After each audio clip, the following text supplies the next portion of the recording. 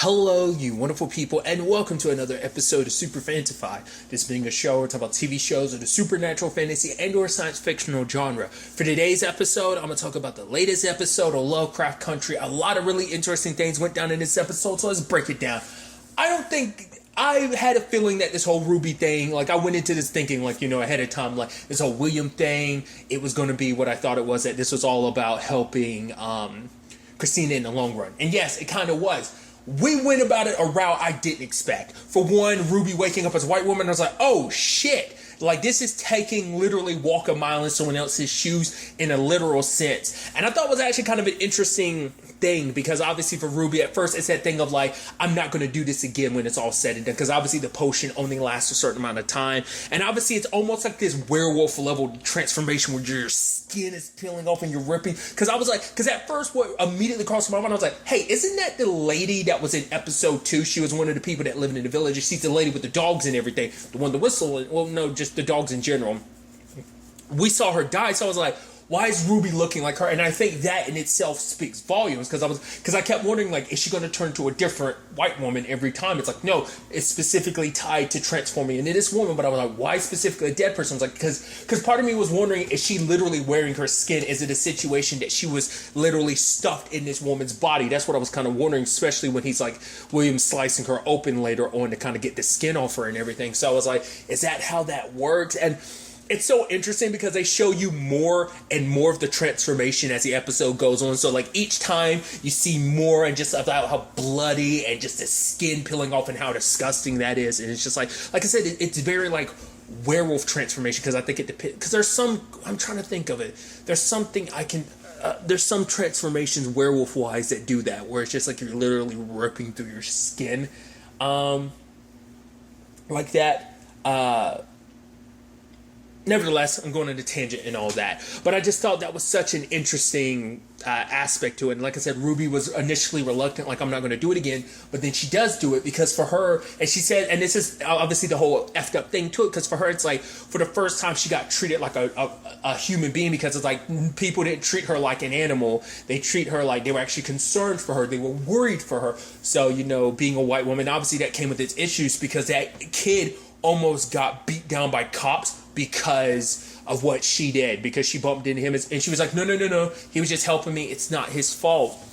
But obviously by being a white woman, she was able to kind of take advantage of everything she wanted. She was able to get what she wanted. She was able to get the job she wanted, and actually even more, because obviously showing that no matter how educated she is, because in a lot of people's eyes, she will always be a black woman. She will always be less than. But being this white woman, she was able to take this job. And she even talks to Tamara, the black lady who ended up getting the job. And it's wait, you're not even as qualified as me, yet you were still able to get the job. And I think it's interesting that even under her disguise, she couldn't hide her jealousy and her resentment, because it's I had to fight tooth and nail to try and get this position. You just kind of got it willy-nilly. She's like, it doesn't make sense. I am more qualified than you, and yet you somehow managed to get this job. I think, at her, in her mind, it's for her, because she had said it herself before, it's a race, all that matters is who crosses the line, that's, because obviously there's no room for two black women at this, story and everything. So I just thought that was kind of an interesting thing, because the whole element of it is kind of, because for Ruby, she feels like her life is interrupted. She never really has a chance to really just, because no matter where she goes in her life, it's always kind of being she's stopped in some shape or form. I think, you can probably say that on a personal level when it just comes to her family situation, including stuff with Letty, but now also on a professional sense, because she's always going to be bound to the fact is, I'm a black woman and I'm always going to be seen a certain way. I'm never going to have certain advantages, at the end of the day. Because for her, she was talking about the fact that she used to always be proud of being black and being a woman, and obviously almost it's almost which one is harder and which one is easier. I guess it's almost kind of something she was almost getting at. And obviously it's just just by being a white woman, she was able to just kind of be able to do so much more than she could just as herself, And obviously she's trying to even, because I think it's interesting too that even though it just seems like sometimes Ruby lets her own jealousy and stuff kind of skew her a little bit when it comes to the Tamara situation, it does seem like she is trying to do good as pretending to be, this white woman, because it's a situation of like, hey, it's like, they are people like, oh, you talk about, because they're like, oh, and that one of the ladies is like, oh, that Negro, and she's kind of like, what? I didn't use the other word, I could have used the other word. And obviously, like, the other three ladies, they're like laughing and saying like, oh, let's go to this side of town, almost, because it's almost like a thing of like, oh my God, like how dangerous and how adventurous. They legitimately, one of them refers to it as a safari going to basically the black side of town, and it's just like, me. And it's like, you have to stand there, and it's like, you were able to be a part of these conversations, and just like the fact that the cadence in which they say it, they're laughing about it, you're part of this conversation, even though you're pretending to be a part of all of this, it's still like you're there, and it's got to make you feel at least a little sickened by it all.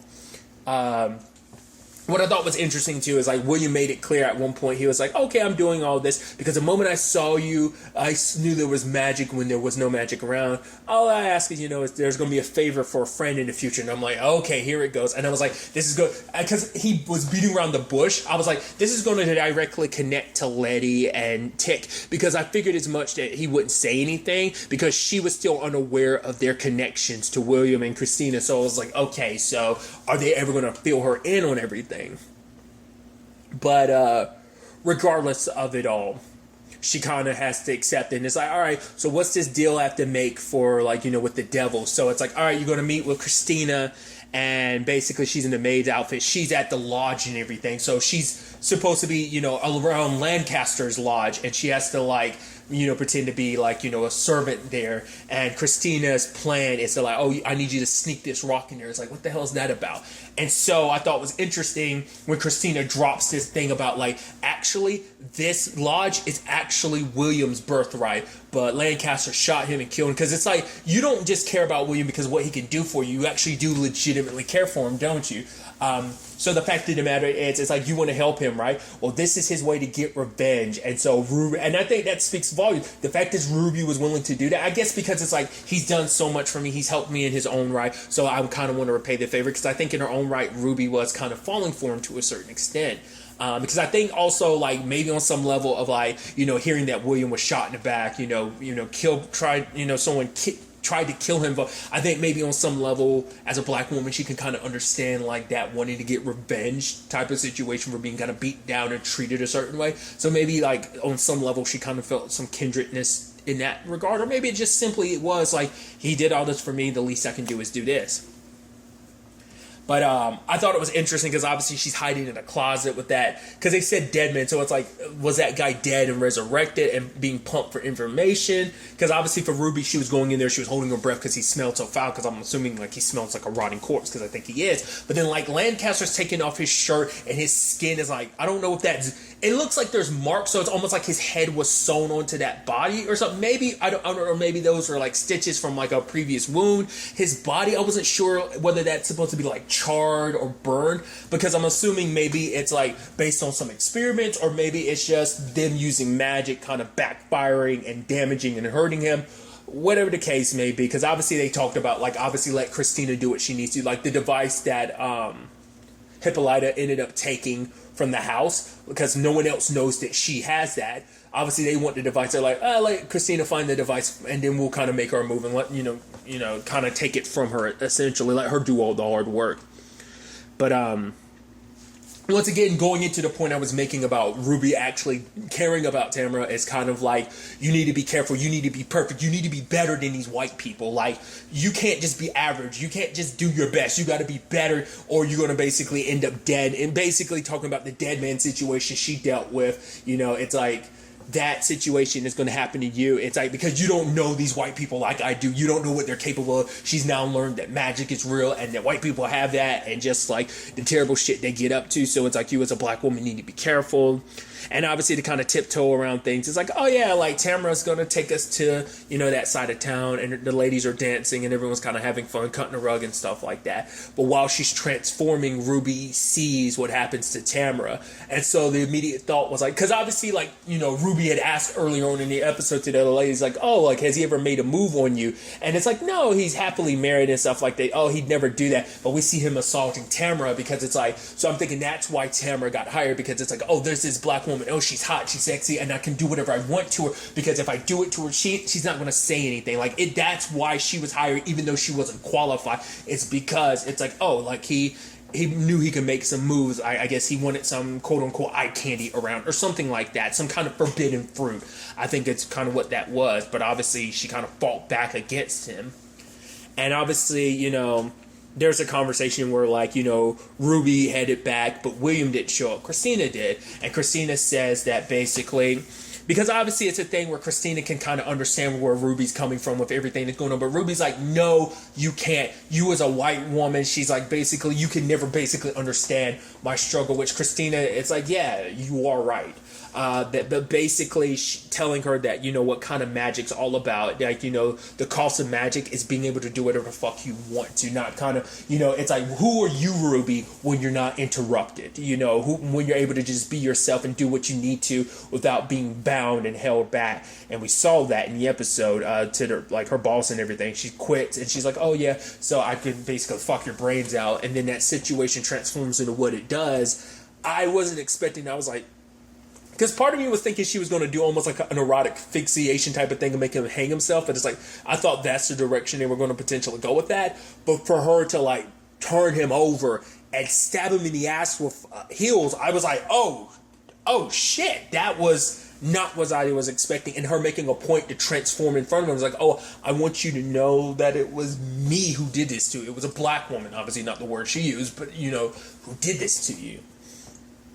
And so, because obviously it's like you kind of feel you can do whatever you want to a black woman, because it's just, you know, you're this and that. And it's like, oh, like, how does it feel to be basically assaulted, you know, broken and hurt? Like, you do whatever you want to a woman that looks like me. I'm doing whatever I want to. I want you to realize that it was a woman like me that did this to you. So, you know, I'm sure he can't say anything because it's like, oh yeah, like her skin fell off. She was a white woman, now she's black. You know, you're just going to sound fucking crazy. But it's just like, and also Ruby can probably come after him at any other point in time. So that was kind of the interesting aspect to this whole situation. But one thing that kept lingering in the back of my mind the entire episode was the whole Christina giving that backstory to about William, because at first I was like, that's bullshit, right? Because I felt like the entire time I was like, Christina's got to be lying to Ruby, because it's like, we know, like, because obviously she's even lying to Lancaster about everything, not letting him know, like, oh, actually I'm the one that put Letty and them in that position. I'm the reason why they got the house and everything, because I put them in that position, because I set this whole thing up to kind of get what I want in the end. So I was like, but maybe there is truth to this. I wasn't 100% sure. And so for it to come out at the end, she's like, what's locked down there? What's in that basement? Like, it's the only door in this entire place that locked. And then he starts transforming. I was like, wait, Christina? I was like, it can't be. And it is Christina. And she's like, it was you the entire time. So immediately this ties into what I was bringing up earlier. The fact is they kind of set it up where I think you can only mimic a person who's dead. Maybe not. It just seemed interesting, once again, that Ruby ended up taking on the form of a woman that we, as the audience, know she's dead. Obviously, it's a woman she's never met before. So now this actually points out the fact is, one, Christina has been pretending to be William the entire time, because I think William died William probably died back when the place exploded. Because I'm trying to remember, because obviously when they were in the house, William and Christina were never in the same room at the same time in episode 2. At no point in time were they in the same room together, ever in the same scene together, to my knowledge. So has she been William the entire time? Because what did she say beforehand? That everyone has kind of, you know, perfected one magic spell. Obviously, like the invulnerability was her dad, so I'm assuming the shape-shifting into other people, the mimicking, I think that was the spell that she ended up working on and perfecting and mastering, you know, if I'm not misunderstanding it. So I think maybe what she said was true. He did actually kill William. It wasn't like William died and survived. It's like, no, William actually died. Or maybe there really was a William, but he actually did die in the lodge in episode 2, and Christina just used this as a means to an end. That's why I don't know which. I'm leaning more towards William has been dead. The William we met in this show has always been Christina. But then there's a part of me that brings this thing. Maybe every William appearance post episode 2 has been her. Whatever the case may be, I just didn't expect her to kind of be so direct. I mean, so direct with getting what she wants in the end. But it's like, so was her going after Lancaster, obviously, you know, her own getting what she wants, but was it also a way of her getting revenge? Because it's like, hey, William was my friend and was someone that I cared about, so this was her way to get revenge. Why kind of go, I mean, but then why choose, I mean, I guess because she wanted in some shape or form to make it so that William could get his revenge, or maybe it's like maybe it's Christina's own poetic justice to it, like by making him be the one to kind of be the catalyst for getting revenge, or maybe she thought he'd be an easy thing to use. Because it's like, oh, I already use it. Once again, because probably when you use the mimicking spell, you're locked in, much like Ruby was locked into the particular form she has. Maybe Christina's just locked in looking the way she is, so it's like, oh, I need a guide so I can manipulate Ruby into helping me. Especially because she knows that like Ruby's also connected to Letty and Tick, but more so than anything to Letty. So it's like obviously she's using a lot of people around her, and obviously showing you that she's not the good person. She wants to probably pretend like she is, and I mean, who's to say she necessarily pretends to be a good person? But obviously, like all these different characters and people she's manipulating around her. But it's like it boggles my mind just trying to figure out, in the grand scheme of things, like what's going on there. Like I said, whether she's been William the entire time or only up to a certain point in time, maybe we'll get answers to all of that in the next episode. But it's like, what are you trying to get from Lancaster? Like, you made it seem like you never care about the lodge, but maybe you're using this as an opportunity because, like, by getting control of his particular lodge, it gets you a step closer to what you want. Maybe there's something deeper to that. I don't know. I mean, hell, like Ruby asked, what the hell is behind that door you kept locking? So there's that. Also kind of shows you how far Christina's willing to go too. She had sex with you. She banged you. I mean that's almost like that, you know, femme fatale type of thing. Almost kind of like banging someone just to kind of get, you know, what you want. In the grand scheme of things, but I don't know. Like, once again, the whole point is just showing you like how far Christina's willing to go. Another side of this whole situation is obviously picking up with Montrose at the end of everything last episode, him killing that, you know, the siren and everything, and they walk in there, and I was wondering like, oh, like you just let her go and everything? Oh, she got the pages? How far could she have gotten? But Atticus is still looking at his dad, and he goes over and beats the ever living shit out. I was like, oh shit. Just kept going. Like, you know, Letty had to go get others, and I'm like, holy shit. It's like, just stop standing there, go get some help. And she goes to check on Tick, and Tick is like, obviously he's like, do you have any pictures of those pages? Did you take any pictures of them? And Letty's not answering him. He's like, tell me you took some pictures of it. And then he's looking at her, and she's kind of breathing in and out kind of very fast, and he's kind of trying to, I think it's her way of trying to calm him down, because she's heated and trying to calm down too. But then the camera pans down and shows you she has a bat in her hands, because she was scared, because she didn't know, like, you know, she's never seen Tick like this before, because he hadn't been under some strenuous situations before, but she's never seen him so uncontrollable and filled with rage. And obviously for him, he brings up this situation of, I thought was kind of interesting, where it's like, you know, talking to her, because she was like, I was scared, and he was like, please don't be scared of me. Because for him, he's like, I never thought I could have that anger in me. He's like, because she's like, if I wasn't there, because he was thanking her, like, thank you for stopping me. She's like, if I wasn't there, would you have killed him? He's like, honestly, I thought about it countless times over and over again when I was younger, and it mainly any time he would beat me. And for him, he had this solace, I think, of knowing, like, oh, like, no matter what, I will never have the violence in me like my dad does. I mean, obviously, you know, it's not even your dad, but, you know, I mean, it becomes, in that particular situation, it becomes more of a nurture thing, rather a nature thing of, like, you know, that nurture, you weren't nurtured, that you were beaten, and that abuse created that in you, much like it got created in Montrose because of their dad, because of him and George's dad. The endless cycle of violence, violence begets violence type of thing. It's just, you know, it's an endless, never dying circle and loop, you know. But for him, it's like going to war brought that out of him. Like, he's, you know, that's his first instance of really seeing kind of that darker, more violent inside of him. So, but I think for him, like, Letty, obviously for him, it's what they have for him in his mind is good. And obviously he ends up, because obviously Letty's still under the impression like, oh, like, you know, your dad let him go, let you know, the siren go and everything, but like he has to let her know, like, no, he got rid of her, much like he got rid of the pages. And then it hits Letty like, no. But he's like, Dad did it probably because he thought he was taking care of me. But she's like, this is all good, bad. All of this is bad. And he's trying to go like, no, like it's basically trying to say that magic is neutral. That basically it comes down to how you use it to determine. So he's like, yeah, people can have used this magic for bad, but we can do it for good to look out for our people. Which in my thought immediately when he said that was like, isn't that the same thing every other person you've met with magic is kind of justified? Like what they're doing is like, oh, this, you know, I guess in his mind, it's like they're always doing it for, you know, their own selfish need. He's like, I'm doing it for the preservation of our people. But at the end of the day, you can make the argument. It's like, well, is that true?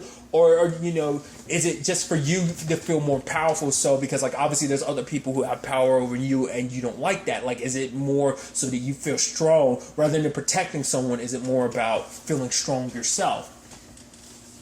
But obviously, what Letty throws in his face is, do you realize, like, the fact is, you know, showing you can't tell me the magic isn't evil because look how far your father was willing to go just to keep you away from this. What he was willing to do. He killed someone just to make sure, you know, so kind of showcasing like this isn't, you know, what you think it is. Because obviously, you know, they were in the process of cracking the code on everything because she did have, you know, some films she just hadn't developed yet. There was even that dream, obviously from like episode 2, a dream of like, you know, what he went through in episode 2 when he was running in the house. And, you know, his ancestors was stopping him. She was mouthing something. He was like, what? And he stopped long enough and he ends up catching on fire. So it's like, what's that supposed to mean? What was she trying to tell him? But then we had that conversation between Letty and Atticus that I thought was kind of interesting. Was the whole situation of they've had enough bad in their life. In Letty's life, there's basically been enough bad. Because for her, she was trying to give, you know, the lady a prayer. But for her, it's like, how can I really pray for her? Because my mom's the one that really had the faith. Me, that was never really my thing. Like, obviously, there's been so much bad in my life that, you know, I just wanted to find some good. And obviously, Atticus being like, I know I've brought some of that bad, some bad, but I wanted to bring some good too. You know, and it's like, what is that, you know? And, you know, Atticus ends up talking about the fact is the lady that obviously he saw, you know, and everything. It's like, he's like, when he was in, you know, he met a woman and, you know, Letty was like, did you love her? He was like, I don't know. Like, they had a relationship and things ended. But even because for him, and I thought it was kind of an interesting thing of like both of them recognizing like we kind of, neither one of us really knows what love is, because Atticus, it's like he never really had a great example of love, because it's like yeah, his parents stayed together, but was it really out of love? And obviously for Letty, it's a situation of love didn't mean anything because like her mom was falling in love every 2 seconds, and then Ruby sadly is just kind of like, you know, repeating the same thing as their mom. So, and obviously Letty never wanted to put herself in that same situation, you know. So I just thought that was kind of an interesting thing of like, kind of how do we find love between us, you know? Is this really good, or are we just kind of, almost kind of a thing of, are we fooling ourselves? Because like, do you really know what love is? No. Do I really know what love is? No, just because like our examples of love are both fucked up examples, you know? So almost kind of like, are they doomed to kind of be kind of part of that broken cycle, you know? And then there's the thing at the end where Tick has kind of figured the message out, the cipher or whatever, but, you know, the symbols and stuff. And then he calls the lady and it's like, you know, how did you know? It's like, wait, what? She's like, I tried to warn you. And from what I could see, because I rewound it, the only thing I saw was the message saying die. So maybe that's something, once again, maybe diving into like that in the next episode or soon enough, kind of like his time in war and him meeting her and like what that dynamic was, like what that all means. I feel like I missed something there, or maybe it's meant to be like very like, what the hell until future episodes where you get the pieces to figuring out what that all means, like the full thing that he ended up deciphering and stuff like that. Also in this episode, I thought was kind of interesting, like while that was all kind of going down for them, Montrose was kind of going through his own situation, him and the whole Sammy situation.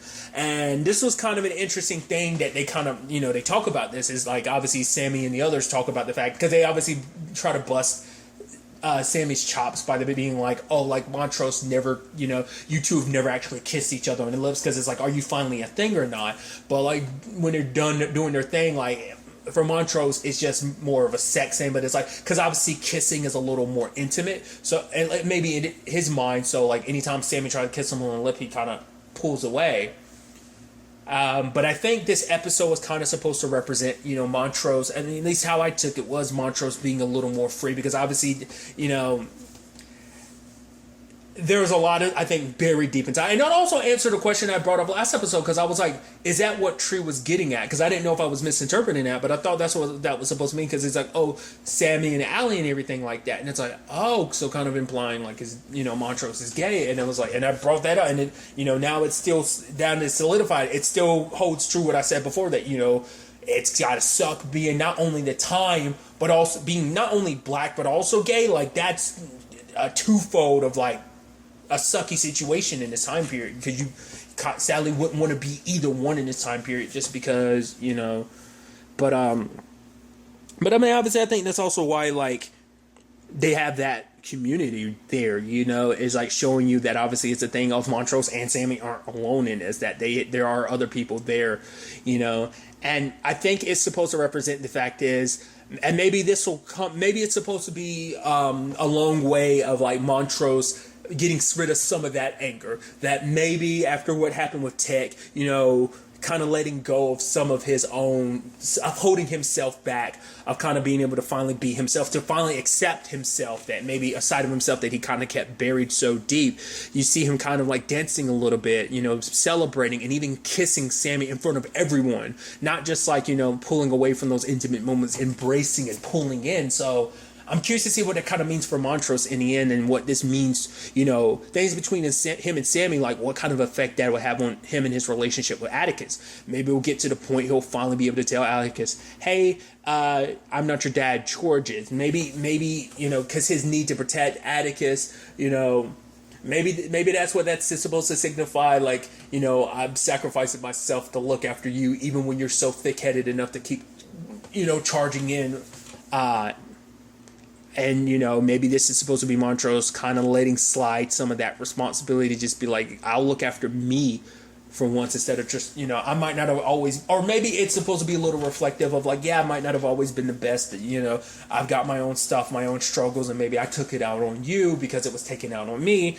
I don't know. I'm curious to kind of see what ends up happening with that story. A lot of crazy stuff went down in this episode, a lot of interesting stuff as well, so I'm curious in the long run to see where this all takes us going forward into the next episode. But really, that's all I want to talk about. Until the next time we meet, be happy, be safe, live life to the fullest, and enjoy it. Good day, and goodbye.